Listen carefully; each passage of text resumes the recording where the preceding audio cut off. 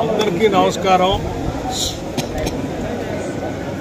శ్రీ శ్రీశైల మల్లికార్జున స్వామి వారి దర్శనం చేసుకొని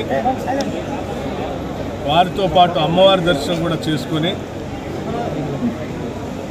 వారి ఆశీస్సులు కావాలని మెండుగా ప్రార్థించడం జరిగింది. నాతో పాటు గౌరవ మంత్రివర్యులు జూపల్లి కృష్ణారావు గారు,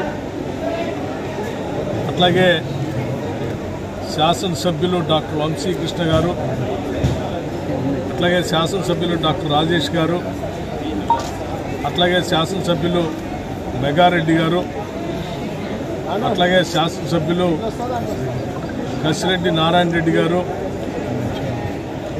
అట్లాగే ఎన్ఎం శ్రీనివాస్ రెడ్డి గారు, ఇంకా ఇతర పెద్దలందరితో కలిసి స్వామివారి ఆశీస్సులు తీసుకొని ఇరు రాష్ట్ర ప్రజలందరూ కూడా సుభిక్షంగా ఉండాలని, ఋతుపవనాలు బాగా రావాలని, పంటలు బాగా పండాలని, ఎటువంటి కరువు కాటకాలు లేకుండా అందరి జీవితాల్లో వెలుగు నిండాలని చెప్పి వారిని తెలంగాణ రాష్ట్ర ప్రభుత్వం తరఫున వేడుకోవటం జరిగింది.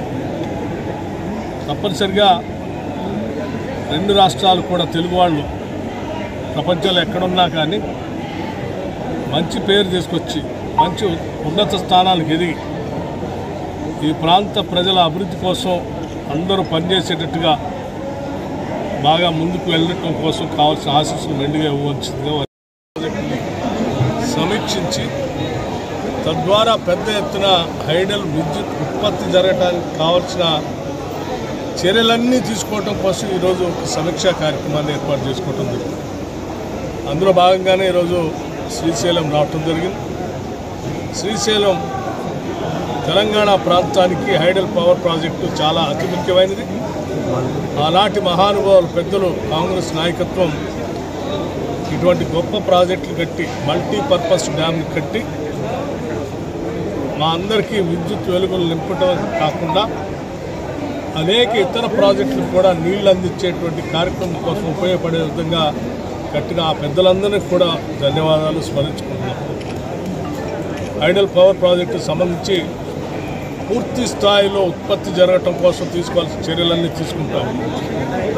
తెలంగాణ రాష్ట్రంలో ఎటువంటి విద్యుత్ కొరత లేకుండా కావాల్సిన చర్యలు ఇప్పటికే చేపట్టాం. భవిష్యత్తులో కూడా ఇబ్బంది లేకుండా 2029-30 వరకు కూడా కావాల్సినటువంటి విద్యుత్ శక్తికి సంబంధించిన చర్యలన్నీ తీసుకుంటాం. నమస్కారం.